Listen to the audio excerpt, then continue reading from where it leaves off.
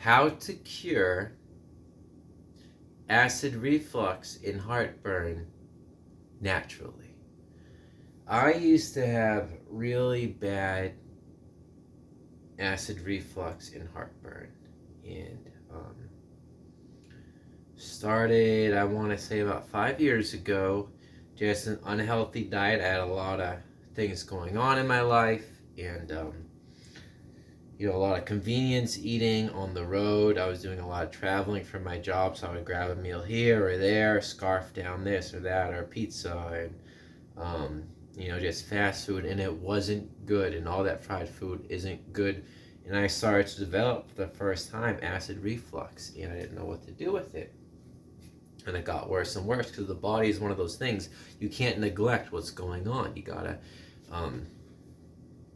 do something about it, right? So I figured out my own system, because what I would do, I started to find some relief with those, antacids and what are they called? What are those things called? Pepsid, AC. I don't even remember the name of them anymore because they're long gone. I don't need them. The heartburn medications, don't need it. Don't need it. And, and they would come in different bottles that you could take. And then the warning label would say, don't take more than 1 month at a time or 3 months at a time, something like that. I'm like, oh, well, and I'd go through that, and then I would really need it. At the end of those 3 months, I still need it. And I go, well, why can't I keep taking it? I didn't know. And then I saw on YouTube a doctor talking about it. Because the reason why they tell you can't take more than that is because the things that they put in heartburn medicine and antacid medication and all that stuff, Pepsid AC and Prilosec, that's the name, Prilosec, all those things. The reason why you can't take it more than a few months at a time is because it's cancerous. It's cancerous medicine. That's why, for the warning label. So I'm like, oh, I don't want cancer. So then, as I learned that from a doctor and then put all the pieces together, started to study more and more. So this doctor on YouTube had said, yes, it's uncomfortable, but it's better to have that burn than the actual thing. But I'm like, but I don't want the burn. So what did I do? Welcome to the Dragon Body Diet. What I started to figure out was first just basic mathematical things with food, right? So I said, okay, well then, because according to this doctor, the reason we feel heartburn and acid is because our body is trying to digest all that stuff. Yes, and that makes sense. The body's creating acid to digest the food that's in our body and what we put into it, right? Because it was so bad that I couldn't even have a slice of pizza anymore. I couldn't even have something with ketchup anymore. It was that bad. Even certain drinks, like electrolyte drinks that had different flavors, I couldn't even drink those with like artificial flavoring in it, even if it was like water, peach flavored water, or whatever. Even that, the acid it took to make the flavor in the water, I couldn't handle that either. It was that bad. So I just did some basic math, just looking at the situation, right? If this doctor is telling me that the reason I have all this uncomfortable feelings is because of the acid to digest the thing, well, what if my body didn't have anything in it to digest? In comes intermittent fasting, right? You see what I'm doing here?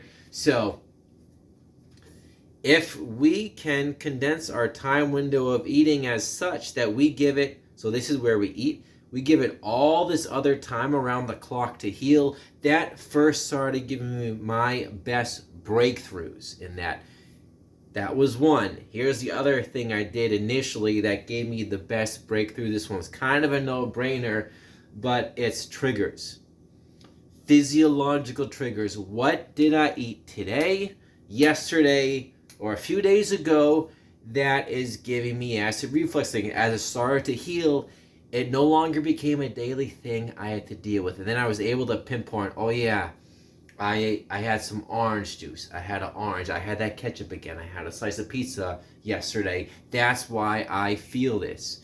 Or dark chocolate, even dark chocolate, even chocolate. Can you imagine alive without chocolate.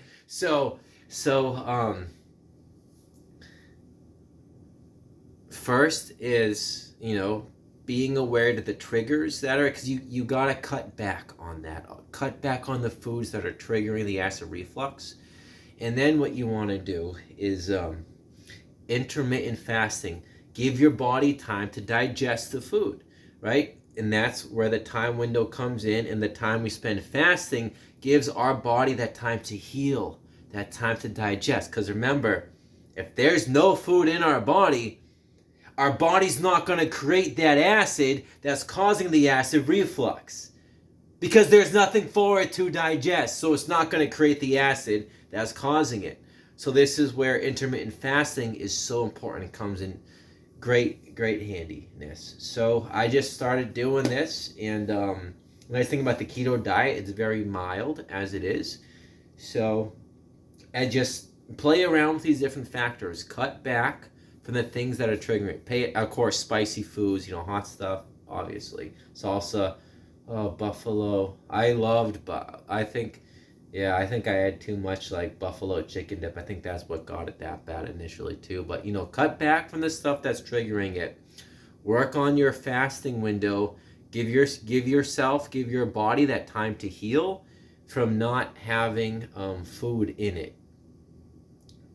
Because when you put something in there, your body's going to create the acid to digest it, and any creation of acid is going to trigger acid reflux depending where you are at with that. I don't want to call it a disease because it's just a condition, but it's very easy to, it's easy to heal it and reverse it. It just takes some time, but it can be done. And please, any help or support you need with this, drop me a line, add in the comments, hit me up on Instagram at DragonBodyFit. More than happy to help you cure this condition. Definitely stop taking all those Prilosec things. You don't want cancer.